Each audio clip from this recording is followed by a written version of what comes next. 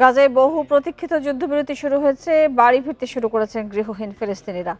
গাজায় ঢুকতে শুরু করেছে জরুরি ত্রাণবাহী ট্রাক। প্রথম দিনে ৩ জিম্মিকে মুক্তি দিয়েছে হামাস।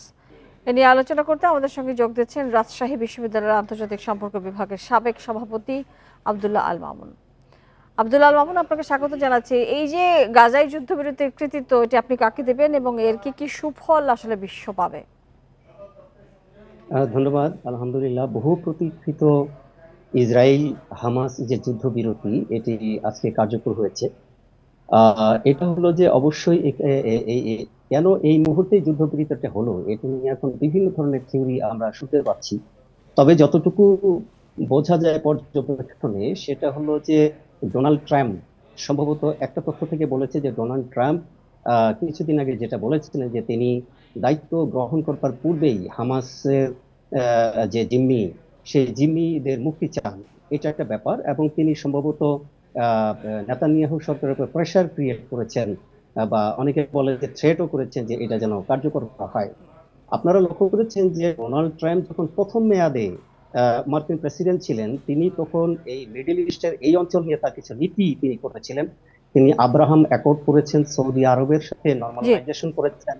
এবং এখান থেকে আমরা দেখেছি যে অনেকে বলেন যে ডোনাল্ড ট্রাম্প হয়তো নোবেল প্রাইজ পাওয়ার জন্য একটা পরিস্থিতি সৃষ্টি করতে চেয়েছিলেন, কিন্তু দ্বিতীয় মেয়াদে নির্বাচিত না হওয়ার পর যখন জো বাইডেন আসেন, জো অর্থাৎ বাইডেন আপনি এই এই কৃতিত্ব আসলে ডোনাল্ড ট্রাম্পকেই দিতে চাচ্ছেন? অবশ্যই এই মুহূর্তে এই কৃতিত্বটা ডোনাল্ড জি। ট্রাম্পেরই যাবে। আরেকটি বিষয়, যে এই যে যুদ্ধবিরতি এতে রাজি হওয়ার পেছনে ইসরায়েলের কোনো গোপন পরিকল্পনা রয়েছে কিনা, বা কোনো ধরনের বৈশ্বিক আরো কোনো রাজনীতি থাকতে পারে কিনা? অর্থাৎ ইসরায়েল তো আসলে এই ব্যাপারে অনড় ছিল যুদ্ধ বন্ধের ব্যাপারে।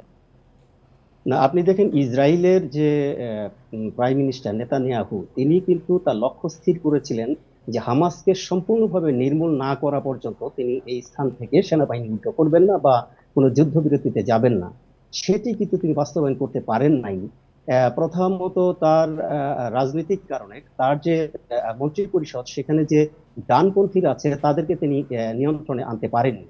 এতে এই মুহূর্তে তিনি এমন একটা ডিলের মধ্যে আনছেন, আপনারা যদি লক্ষ্য করেন যে 3 পর্বের যে যুদ্ধবিরতি প্রস্তাবটা হয়েছে, এখানে কিন্তু স্পষ্ট যে প্রথম পর্ব যদি সূক্ষ্মভাবে বিশ্লেষণ করে তাহলে দেখবেন যে যদি হামাস এটাকে পরিপূর্ণভাবে মেনে না চলে তাহলে কিন্তু তারা আবার যুদ্ধে জড়াতে পারবে। এই যে একটা অপশন, এই অপশনের মাধ্যমে নেতানিয়াহু কিন্তু তার রাস্তাটা খোলা রেখেছেন যে আবার যুদ্ধবিরতি ভঙ্গ করে যুদ্ধে ফিরে আসার জন্য, যেটা হয়তো তার মন্ত্রী পরিষদের যে ডানপন্থী তাদেরকে আশ্বস্ত করেছে। কাজে এটাকে আমরা বলবো না যে চূড়ান্ত যুদ্ধবিরতি বা যুদ্ধের অবসান, কিন্তু একটা রাস্তা কিন্তু তাদের খোলা আছে যে তারা আবার যুদ্ধে ফিরে আসতে পারে। এবং সেই কঠোরতা কিন্তু আজকে সকালে পর্যন্ত তারা যে নির্বিচারে বোমা হামলা চালিয়েছে তার মাধ্যমেই কিন্তু সেটা প্রমাণ হয়। এক্ষেত্রে আসলে কাজে হামাসের কৌশল কি হবে এবং যুদ্ধবিরতি চুক্তি লঙ্ঘনের কোনো সুযোগ আছে বলে আপনি মনে করেন কিনা? আমার ধারণা যে এই যে 15 মাসের যে যুদ্ধ, এই যুদ্ধের মাধ্যমে হামাস হয়তোবা তাদের প্র্যাকটিক্যাল সিচুয়েশনটা বুঝতে পারবে, এবং তারা হয়তোবা তাদের কৌশলটা হয়তো পরিবর্তন করতে পারে, কারণ তারা জানে যে এইখানে এইভাবে সরাসরি মিলিটারি ইনসার্জেন্সির মাধ্যমে এভাবে তাদের বিরুদ্ধে জয়লাভ করা সম্ভব নয়।